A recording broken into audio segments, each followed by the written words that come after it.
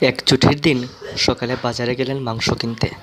গিয়ে দেখলেন মাংসের দোকানটির হুক থেকে ঝুলছে মানুষের হাত পা মাথাসহ বিভিন্ন অঙ্গ-প্রত্যঙ্গ। সদ্য কেটে ঝুলিয়ে রাখা এসব মাংসখণ্ড থেকে টুপটুপ ঝরছে রক্ত। নিশ্চিত বলা যায়, ছুটির দিনের আমেজটা নিমিষে উধাও হয়ে যাবে। হরর ফিল্মের মতো শুনলেও বাস্তবে কিন্তু লন্ডনে এমন একটি দোকান খোলা হয়েছিল।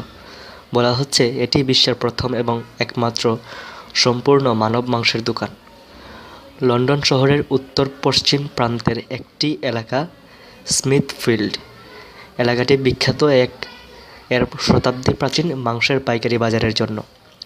সেখানে গত বছরের সেপ্টেম্বরের দিকে মানুষের মাংস বিক্রির দোকান খুলে ওয়েস্কার অ্যান্ড সন্স। তবে মাত্র 2 দিন চালু ছিল দোকানটি। কেন তাদের এমন ব্যবসা আর কেনই বা বন্ধ হয়ে গেল, সেই কথাটি সব শেষেই না হয়ে বলা যাক। এক ছুটির দিনে অদ্ভুত এ ব্যবসাটি শুরু করে ওয়েস্কার। দোকানের শাটার তোলার পর রীতিমতো হইচই পড়ে যায় বাজারে। দেখা যায় দোকানের দুই পাশে ও সামনের সারি সারি হুক থেকে ঝুলছে মানুষের তাজা হাত পা, মাথা, কান, পাঁজর, এমনকি নাড়ি ভুঁড়িও। টুপটুপ করে ঝরছে রক্ত।